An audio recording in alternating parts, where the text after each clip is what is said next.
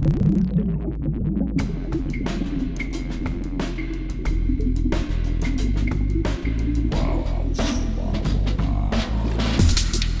listening to ArTEEtude, a podcast with artists created and produced by Detlef Schlich, a visual artist and ritual designer, living and loving in West Cork, and best known for his essay about the cause and effect of shamanism, art and digital culture.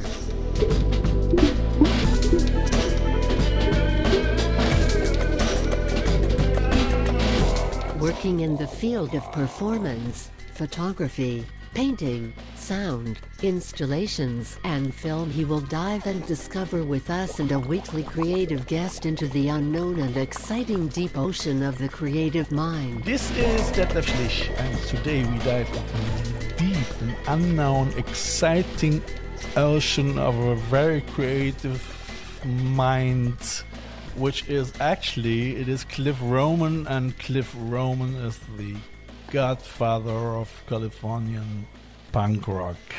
Yes. Hi, Cliff. Hi, Det.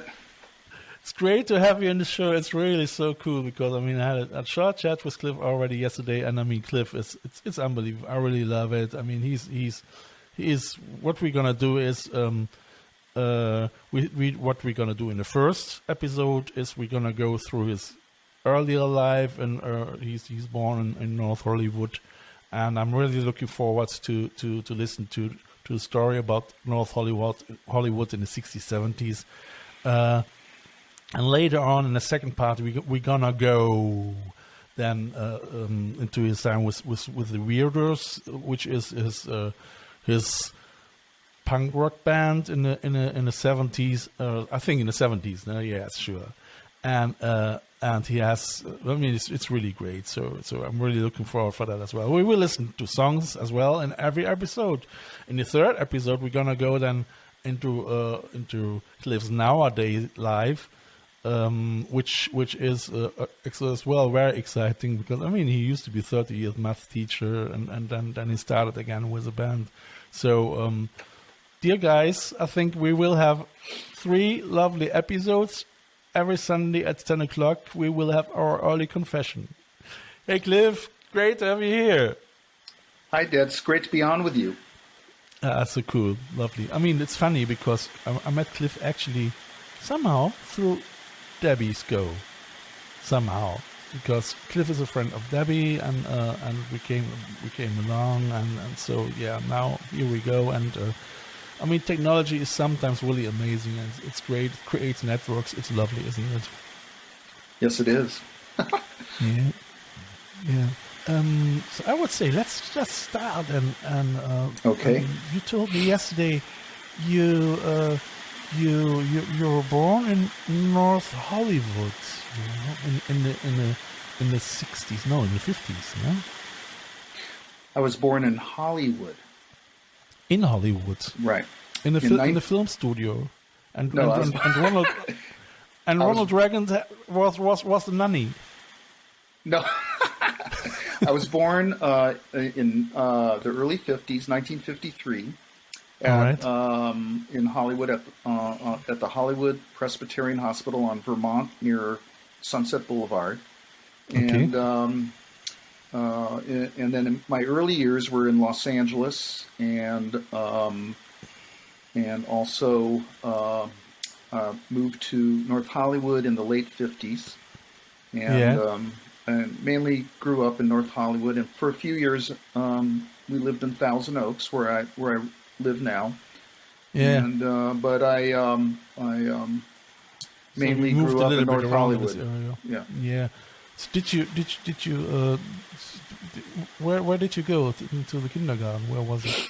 So when I went to kindergarten, it was at a lovely school in Los Angeles called Crescent Heights Elementary. And it was a beautiful old school. They had to tear it down after one of the earthquakes. But I went there we lived nearby, and I used to walk to school, or my parents would drop me off. Can you remember one of these earthquakes as you still were there in the kindergarten? Well, the earthquakes happened later on, which I remember clearly. The first earthquake was when we were living in North Hollywood. I was in high school in my senior year. So I think that was in 1971, and that was called the Silmar Quake. And it happened early in the morning. I'm not sure about the exact time. Say it was like 6 in the morning. Everyone's still in bed. The house starts shaking violently. And the next thing I knew, and I don't know how this happened, but I'm under my bed. And the bed's only 6 inches off the ground, right?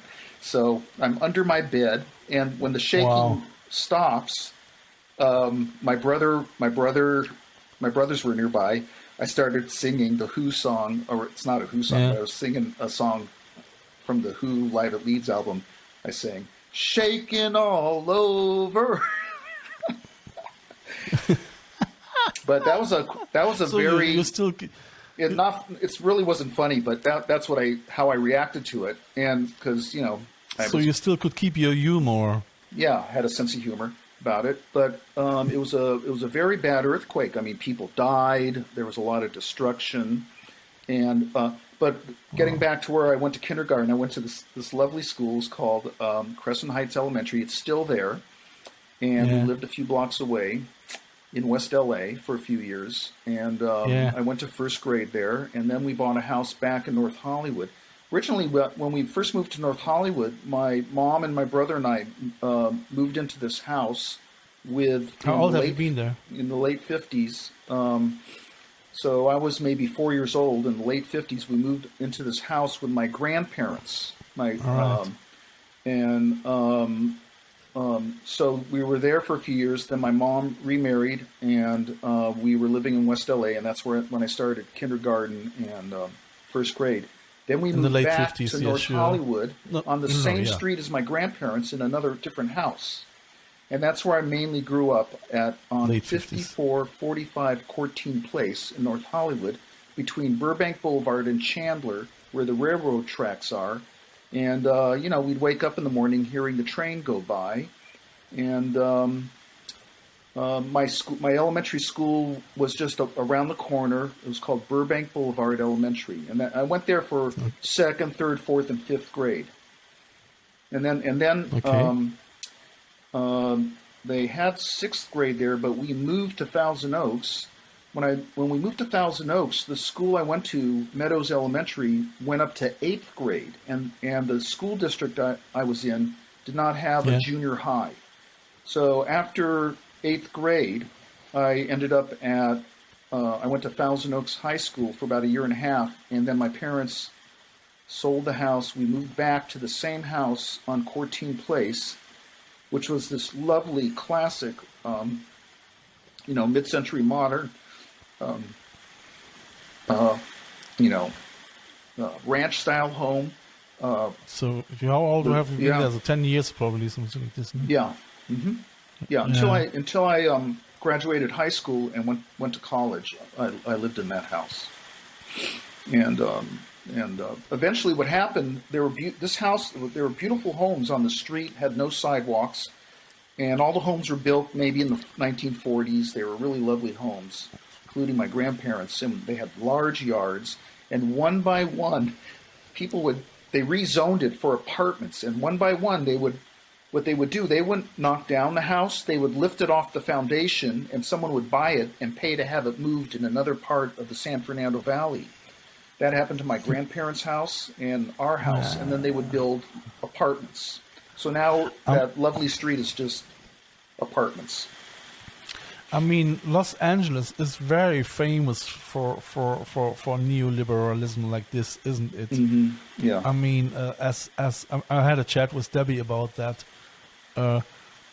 As the beginning of Los Angeles as a city, before it was a city, you probably know that it was nothing, wasn't it? Even in the late 50s, it was probably...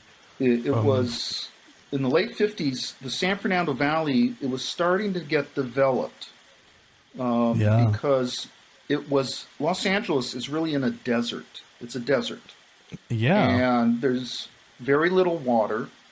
And so in the early 20th century, they brought water down from Owens Lake, which is maybe 500, 600 miles away to the north, on the east side of this, near Death Valley, and that's where we were getting our water, and they were able to transform the San Fernando Valley, where North Hollywood is, into a garden, and they grew they grew oranges. That was a big thing in those days.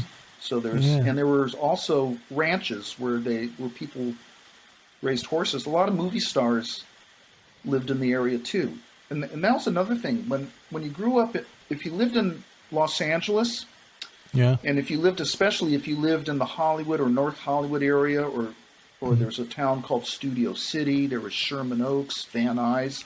Everyone, you were surrounded by not only the studios. Warner Brothers was nearby in Burbank. There was Universal Studios nearby in Studio City. There was Columbia Studios in Studio City. There was Paramount over the hill. There was Fox. There was MGM in Culver City. The industry was all over the place, and all the kids I grew up with, a lot of them, their parents were in that industry. They might be an animator. They might be a television director. They might be an editor. Their parents maybe were actors, or your friends were child actors. So, everything the world grew up on, all the movies that came out of Hollywood, were all filmed where I lived. Filmed in sure. I mean, parts of the San Fernando Valley, that actually, and even out here in Thousand Oaks. Yeah. They shot a lot of westerns out here in Thousand Oaks. Yeah, I mean, when I watch Gunsmoke, I can see Mount Clef, which is across the valley. That's where they filmed Rawhide or Gunsmoke. They probably filmed Rawhide as well here too. Yeah. And I remember in the late 50s. and as well, I mean, listen to this. I remember I was a little boy, and they were filming Spartacus, like a big battle scene on the hills behind Universal Studio. Up on was in it? Hill there. Richard Burton, Kirk Douglas. No, Kirk Douglas was in Spartacus. Kirk Douglas. Okay, yeah. Right. Yeah. I mean, but you could see them up on the hill, and they're in costume, and they're formed. There's the Roman army, and then the slave revolt. A lot of the Holmes. And you didn't want to be part of it, or what? No, I was a little boy. I just remember my parents telling me, "Oh, look, there's filming a movie up there." You could see it. And what else was out nearby was Hanna-Barbera Studios, right, where they did all the cartoons. Do you remember the Flintstones or the Jetsons? Yeah. All that was done just a few blocks away from where I live. And then and you knew that too. We knew that. The animations. It's right there. You drive by the building. There it is. And also, car culture was a big thing in Los Angeles, right? And especially when they started customizing cars in the 1950s, well, one of the most famous customizers was George Barris, and his showroom and his, his body shop were like, we'd walk by it.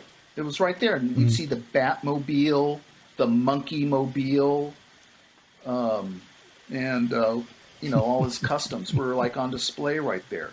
And you never came on this idea that you want to be a part of this as well, or what? Yeah, well, I don't know. I didn't really think about it. That just came later on, When I was a kid, I was already known as a good artist by third grade.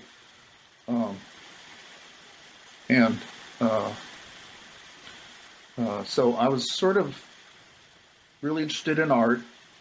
I had a lot of people in my family were involved in music.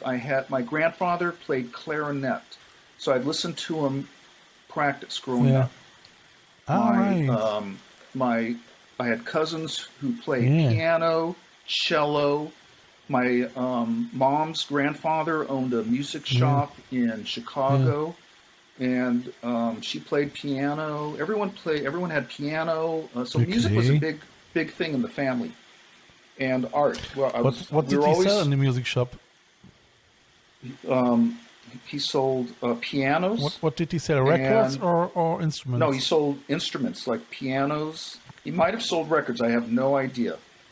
My mother's grandfather, my great-grandfather, actually had a klezmer band in Europe at one time. And I don't know, are you familiar with klezmer music? No. What is it? Klezmer? Klezmer music was like Jewish pop music. It sounds kind of like a little like Dixieland. I don't know how else to describe it. Yeah, and they played mainly. There would be like the violin would be like the lead instrument, and the clarinet, and they'd have percussion and maybe mandolins or some type of guitar. And the klezmer music is still being played today and recorded. That sounds very interesting. You might send me a link. It rocks. So my great grandfather had he had a klezmer orchestra. It's called I think it was called the Amsterdam. His last name was Amsterdam, the Amsterdam Orchestra. And anyway, so I had I grew up, and then the other thing, my mother, when I was little, she finished college. She went to UCLA and had to get a degree in art. So my mother was a quite talented artist. So was my grandfather. My grandfather, her dad was an inventor who came up with and designed and built the first jukebox that played records vertically. Right, like this, so the needle would go like this. Sure, yeah. We had them all. The record would in spin Cologne as well. So here's what my grandfather did, because we're always amazed at this story. So my mom said and they lived in Chicago in my mom was born in the early 1930s. My whole family on my mom's side lived in North Chicago, and so my grandfather designs this jukebox. He sells it to the jukebox company and buys a car right before World War II to buy a car, and then the war started. Yeah. But he kept the car, or what? Well, I think he may have sold it because they couldn't buy gas. Gas was rationed. So, I'm not sure what happened. Yeah, gas was rationed. And then like now in Germany probably as well again sometime, But and my family on my father's side were all from the Ukraine. Kiev. They are from Kiev, yeah. Right. And I was recently, my nephew recently found the manifest when he got off the ship. I know the name of the ship he was on, where sailed from Bremerton. Yeah. Sailed from Bremerton, I think. And so they came, my dad's side, they came over one brother at a time, and then they'd go back and get some more family. And my dad's family was from Akron, Ohio, in that area, a town called Cuyahoga Falls. My mom's family is from, you're back on. And my mom's family is from the Chicago area. And then everyone kind of came out to L.A. at some point, maybe after World War II. They moved out to L.A., aunts and uncles, and then my mom's family. Do you have still relatives in Kiev, or are still in contact with some of your relatives? I don't think so. Kiev? I don't think so. I might. I don't know.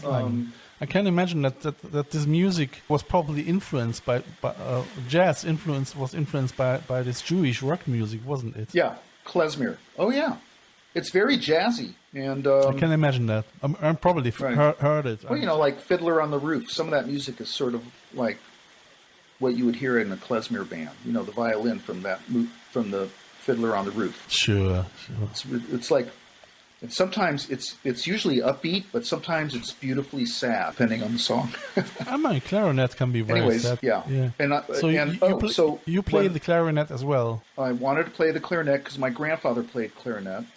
So my grandmother bought me a nice starter clarinet, and my mom got a clarinet teacher, and this is in third grade when I was 7 and 8 years old. And so I started learning clarinet, caught on quickly, and joined the school orchestra by the same year in third grade. There was first clarinet, second clarinet, third clarinet, fourth. Clarinet was real popular. There was fourth clarinet. I think I was in the back row, fifth or sixth clarinet, and I worked my way up eventually. And we had a nice little orchestra of maybe 40 kids, 30 kids, maybe not that many, maybe between 20 and 30 kids. It was an elementary school orchestra, and we would play Brahms and Mozart and Beethoven. And I remember like my first record, and I still have it, was Beethoven's Pastoral, if you know that piece. It's a gorgeous, beautiful piece. I'm not sure what symphony is. Just the ninth, something like that. Right. Mm-hmm. It's beautiful. Is that? I think so. I'm not sure. That might be a different one. Because I can't my think of it first single was this song. It was Song of Joy. But it was by Beethoven, It was. You disappeared again. Song of Joy. I don't think that's it. I think the Pastoral, and it was based on a folk song. It's quite beautiful, and it's actually, I think Beethoven wrote it. I remember my mom explained this to me, or my grandmother. He wrote it while he was traveling on a train. It gives you a sense of looking out the window and seeing the countryside of Germany go by, which is quite beautiful. And I've seen it. And so and then another one of the next record I got was Benny Goodman in Brussels, at the Brussels World's Fair. And because I was playing clarinet in Brussels. And Benny Goodman was a clarinet player. Yeah. When I was in fifth grade, I'm 10 years old, 1963. Two major things happened. The Beatles play on Ed Sullivan. The next day, the kids are talking about the Beatles, and so that was a big deal. And then, not long after that, I believe, I'm not sure if it was before or after, but I think it was after the Beatles first play on Ed Sullivan. An administrator walks in and is talking quietly to my teacher, and the teacher announces that the president had been assassinated. So those were two big events. The other big thing I remember I think it was in fourth grade. In fourth grade, the Dodgers were in the 1963 World Series, and we're all on the playground listening to the World Series on little transistor radios. That was a big deal. Yeah.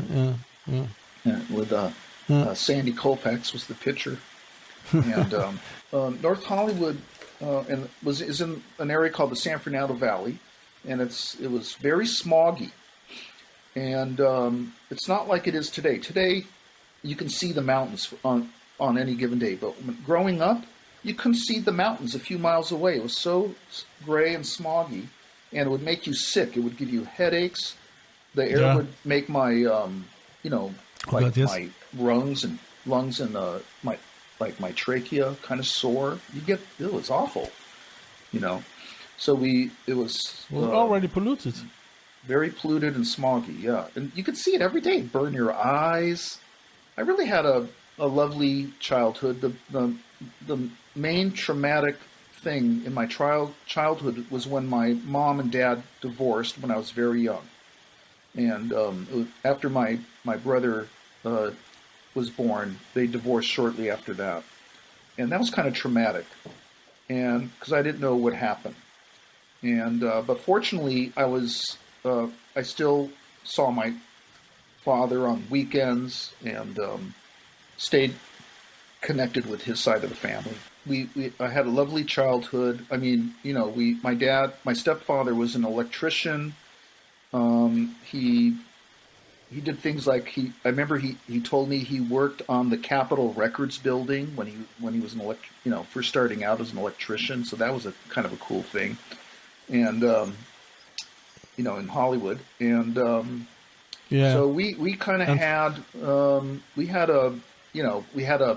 a 1959 Rambler station wagon, and with the seats covered in clear plastic, and it was the car. If you paid extra, you got lap seat belts with it, which we did.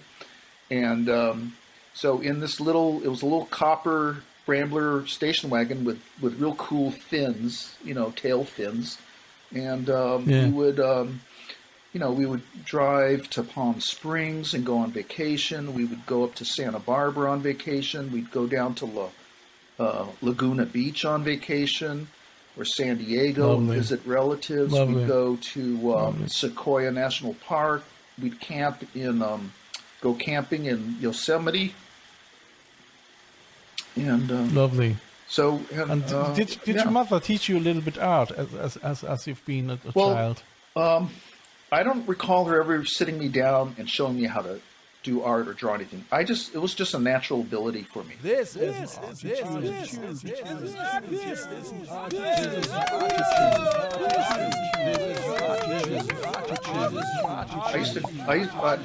used to just sit down and I was a little boy in the 50s. Oh yeah, like TV was brand new back then, right? In the 50s, early 50s.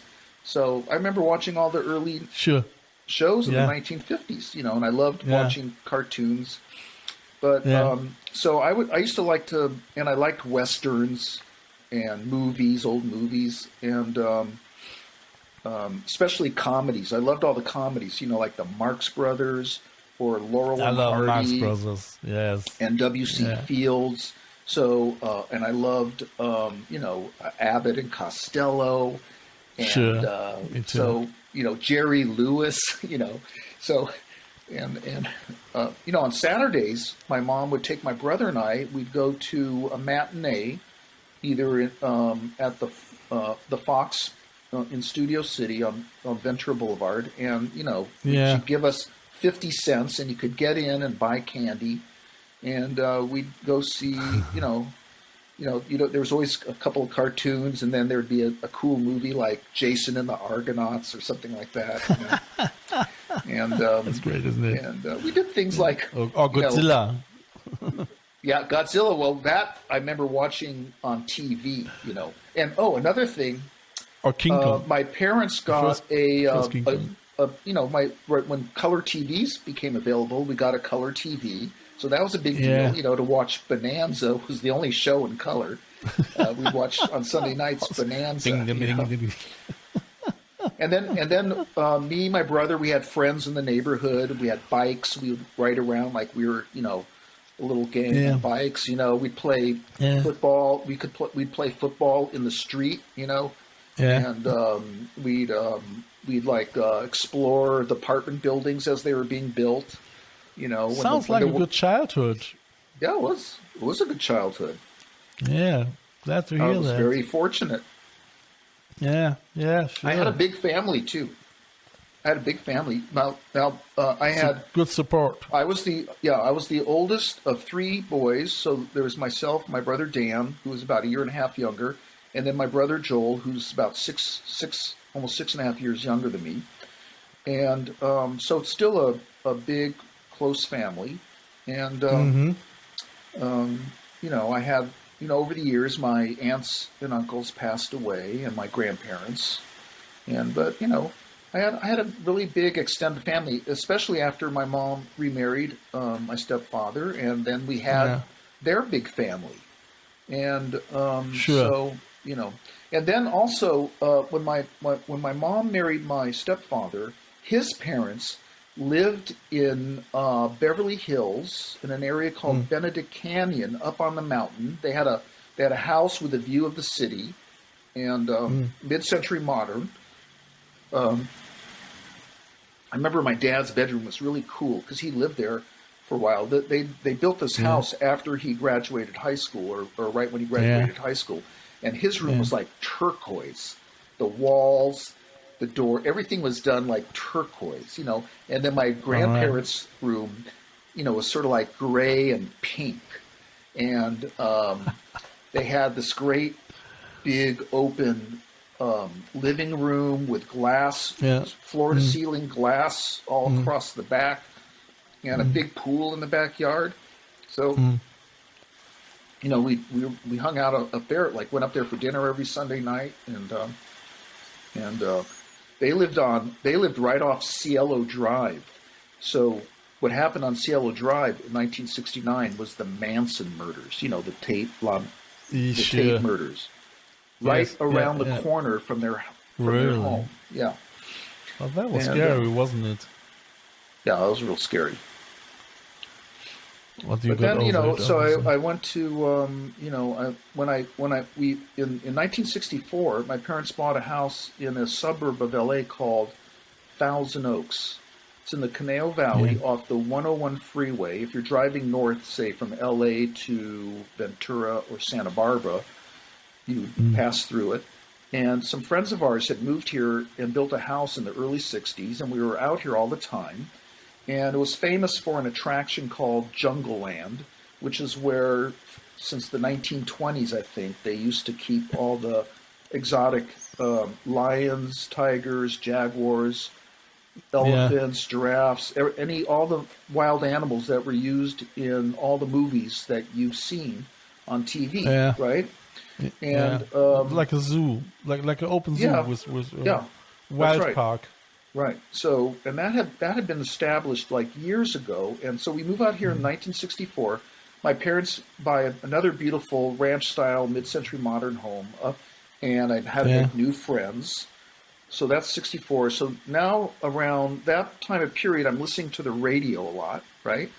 Listening to the radio, and so I'm you're hearing, listening. I'm hearing, the Beach Boys, all right, Bob Dylan, the Rolling Stones, the Kinks, the Beatles, and I'm that music is quite is sort of eclectic. the So soundtrack what of was those about areas. Led Zeppelin and harder stuff? Jimi Hendrix? That came a little later. So, when I was 15, I'm in high school, and now I'm hearing, and of course, as the years go by, 64, 65, 66, 67, I'm listening to, whatever comes out during that time period, and I'm starting to buy singles. And my parents had a nice record player, so I could buy a new 45. I think they were like 99 cents down at Conejo Music, the local music store. And, I'm buying the Doors, and I would buy Cream and whatever was coming out that I liked. I liked the first Rolling Stones record I bought. So how old have you been there as you? I was there. We lived in Thousand Oaks just briefly for about not even 5 years, up until 1968. And so then I started buying albums. I bought Jimi Hendrix, Axis Bold as Love, and one of my first records was Magical Mystery Tour, the Beatles. And then I bought Iron Butterfly Heavy, their first album, which was really good.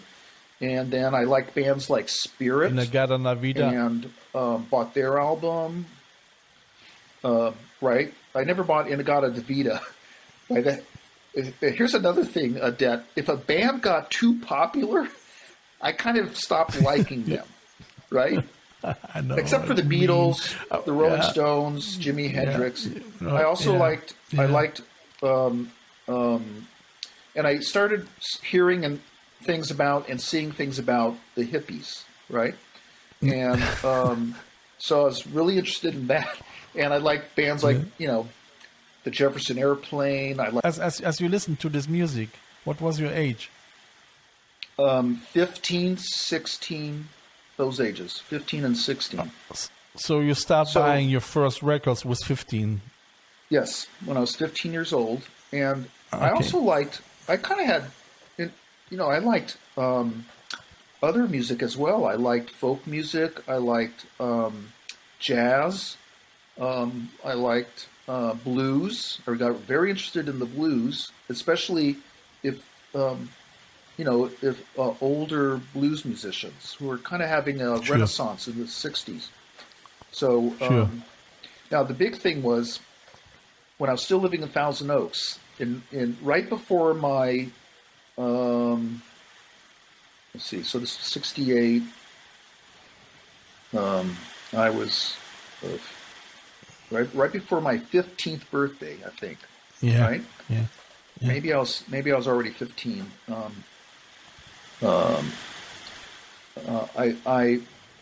was in high school, and I went to my first big concert. I went to see the Cream and Deep Purple at the Forum. So we drive, 5 of us pack into a little Volkswagen Beetle, because that's what, that was a popular car for high school kids. Their parents could buy a Beetle for under $2,000, brand new. Wow. So we pack into this, I remember it was like a yellow Volkswagen Beetle. 3 of us are in the back seat, couple in the front, right? And we drive down to Inglewood. This was like the coolest thing that ever happened in my life, to go see the Cream. And this is when Wheels of Fire came out, right? Did you wave to you? I just played. Huh? Did you wave to you, the Queen? The Cream? Did I wave to them? Yeah. I'm sure I did. No. So we see the Cream, and then shortly after the that, Cream. The Okay, Cream. I thought you saw the Queen. No. I went to a rock concert. It's the Cream, their farewell concert. All right. Yeah. No, I get you. I did see the Queen once. It was just a bad connection. I thought the Queen maybe might, like the Pope waves to you. Oh, there's Cliff. Oh. And also at that time, I got a saxophone. So I'm playing, saxophone, which kind of made me, and I was in a band too, out here in Thousand Oaks when I was like 14, 15. Okay, cool. Yeah. So it was, I played sax. My friend Matt Schaefer played trumpet, and then we had a bass player, a guitarist or two, and a drummer and a bass player.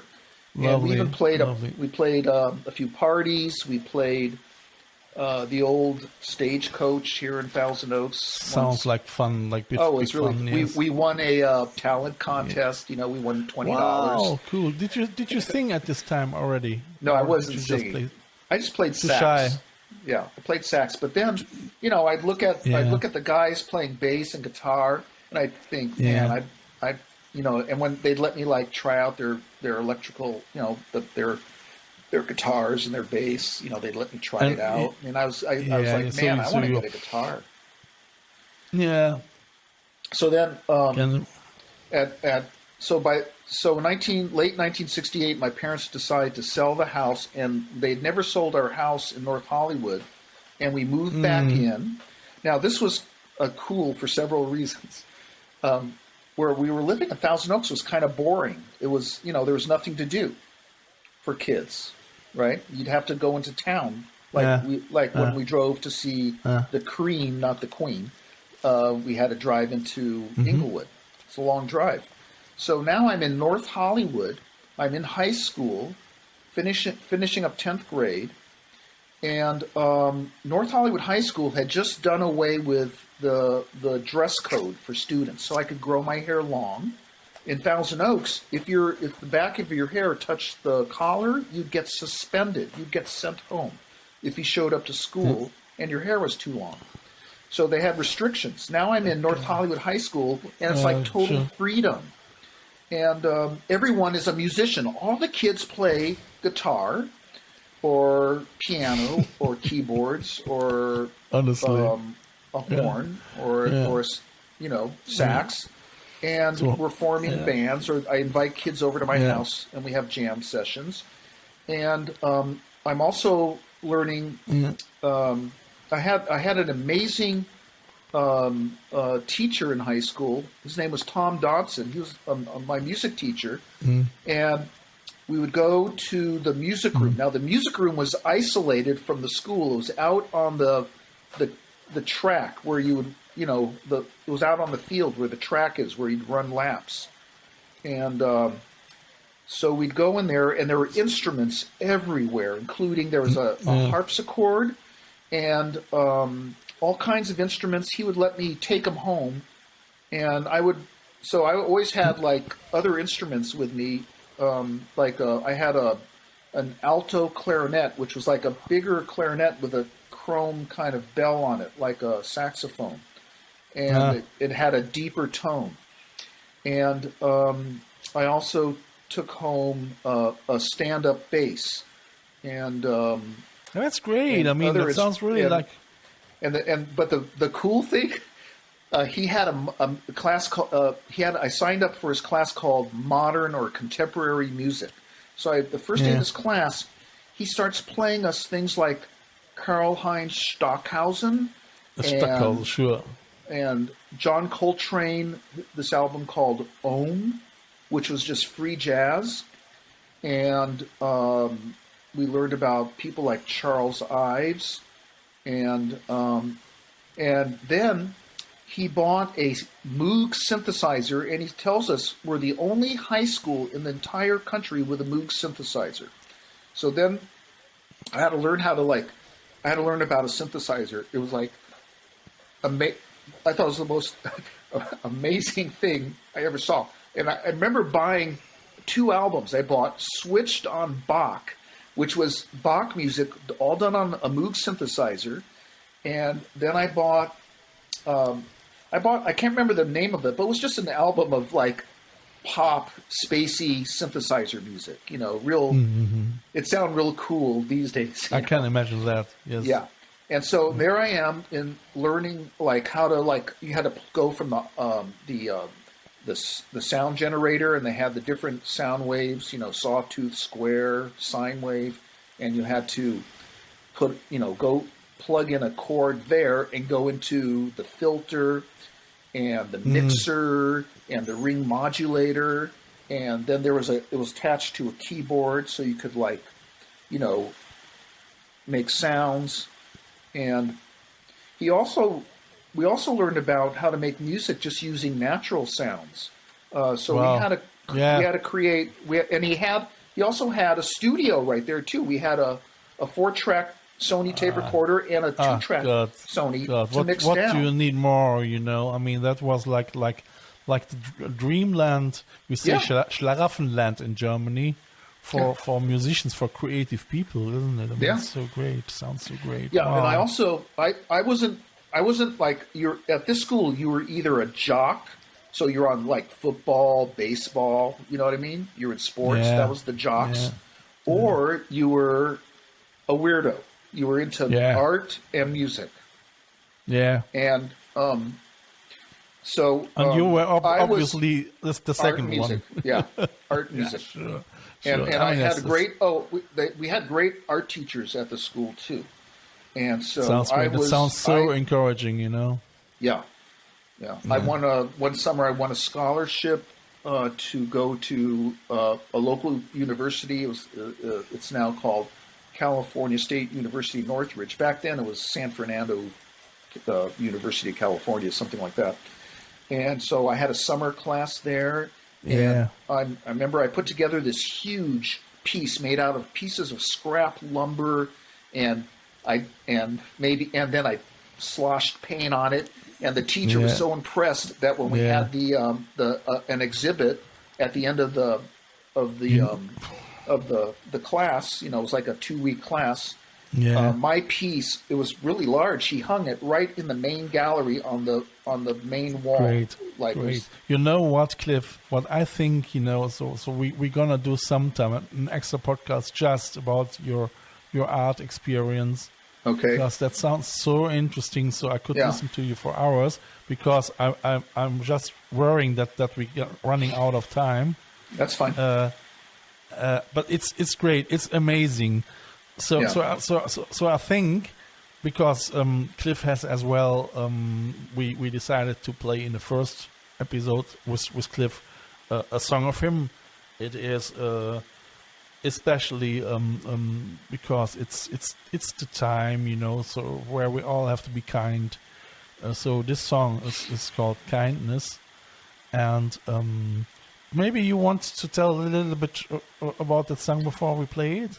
Well, this is a song I wrote just recently. It just came to me one day, and it all happened just before, you know, the Black Lives Matter movement kind of came up because of what happened to George Floyd. Which just shocked George all Floyd. Of us. It just that shocked everybody. Sure. And but this song came like kind of right before it. It just, and the way songs, I've written a lot of songs, they just sort of bubble up, you know. Yeah. I don't know how to explain it. They just sort of like, you know. I know exactly. I mean, that's the way how songs will be written, isn't it? Something comes up. Maybe I'm playing something on guitar. This song, I think I started with the word kindness, I think. And I was just singing kindness, kindness. And then I wrote some lyrics. So you start a mantra, actually, a little bit. Yeah. And then I wrote, I came up with sort of what I thought was the chorus. And it's sort of like a sub-chorus. I don't know. When I write a song, there's a beginning, an ending, and a middle, you know. Yeah. And you know, I compose everything. The you know, the verse, the chorus, the bridge, the solo, the hook. Yeah. Lovely, lovely. I've listened to it already. Yeah. I really like it. It's a lovely song. Yeah. It's a Thank lovely you. Song. And so what happened was my niece Emily Roman was working at a company, and she signed me to Rough Trade Publishing. And during the Black Lives Matter period, campaign, the Rough Trade put together a compilation of 92 of their artists and put it out on Bandcamp. It's still there, and it was a fundraiser in support of Black Lives Matter. And I recorded the song with my nephew, who's an engineer, works for the Foo Fighters here in Northridge. So Oliver. He's working in the studio over there. Right. But we did it in his garage, because at my brother's house is set up just like a studio. So I went in there, and he played drums. I played guitars. I do all the guitars. I sing. And then his friend, Evan, plays bass. And it's great because these guys, they're like kids. They're in their 20s. And anyway, so he produced it, and you know, it lovely. I mean, it sounds one of the very best songs fresh. I ever wrote. Yeah, it is great. It sounds very fresh. Thank you. I mean, on that note, my dear Cliff, I really would say so. Dear listeners, just listen to the song, and I think it's very necessary to kindness.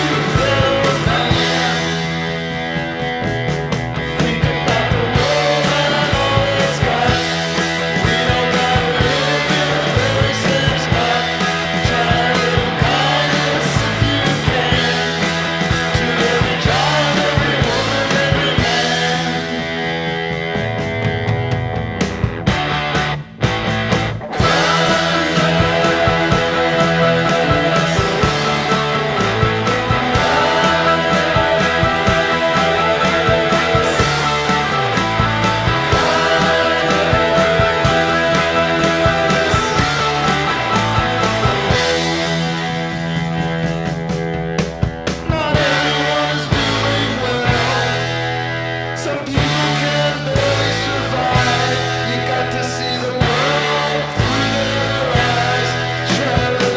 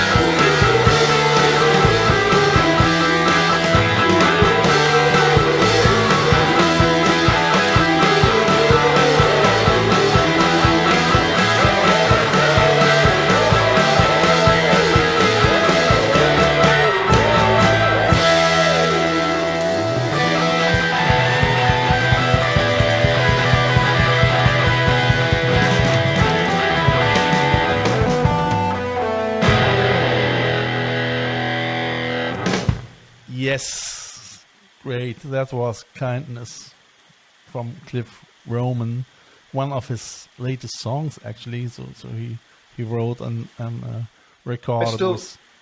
Yeah, I still perform it in the band I'm in. My band called the Robot Uprising. It's part of our set. We will listen in the second part and third part more about Cliff's music as well.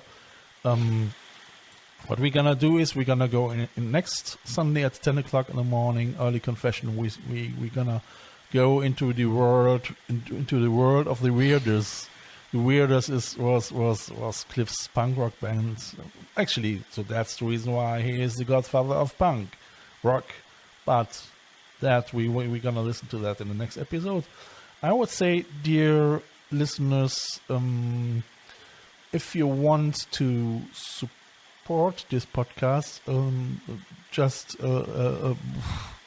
donate something on the Red Circle page, or go to the www.ArTEEtude.com page. You can go as well if you want to join Cliff to Cliff's page. It's on Instagram as well, isn't it? Instagram, it's at Cliff Roman, no? So they can follow you there. If you want to listen to more material as well, what I'm gonna do, like always, I put the links, all the links which are necessary from Cliff into my description, so you can find there everything. If you want to contact him or if you want to buy his music on Bandcamp, it's there too. What you can do as well is we have our lively I Love West Cork artists group on Facebook, where Cliff is as well a member, and people are very lively over there and getting always updates what's going on with the ArTEEtude podcast, and as well with for instance now with these 3 podcasts with Cliff. Cliff is as well in the Hall of ArTEEtude now. Cliff, congratulations! Wow, thank you. Yeah, it is actually so what an honor. It is. Yeah, I'm so happy that I have it, because it's really, for me, it's really. I've got from Cliff some images, and for me, it's really a huge thing to create collages out of that as well. You know, so this podcast is a combination of I mean, eventually making humans stronger. You know, so because it's about networking. It's about spreading love and kindness too, isn't it? So, so this will be for all the people who are not yet in the Hall of Fame or in the Hall of Rock and Roll, they're at least in the Hall of ArTEEtude. You know, not the worst case. If you want to follow me on Instagram, it is at Detlef Schlich, or at ArTEEtude, or at I Love West Cork Artists on Instagram. Or, like I say, you're gonna go to Facebook to the I Love West Cork Artist group, and you can find there everything as well. So if you go to my website ArTEEtude.com, you find all the Hall of ArTEEtude mags which are already created, and you will find Cliffs there too. Nice. Okay. Yeah, on that note, Cliff, I thank you very much for this lovely first episode. It was so interesting, and you beamed me like a digital shaman into the North Hollywood world, into your early life in the 60s, 70s. I thank you very much for that. You're welcome. Guys, dear listeners, have a great day, and we hear us next Sunday 10 a.m. and early confession. Bye all together.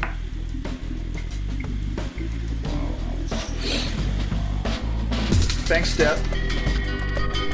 You have listened to ArTEEtude, West Cork's first art, fashion and design podcast. ArTEEtude, never so close again. That was too close. Okay.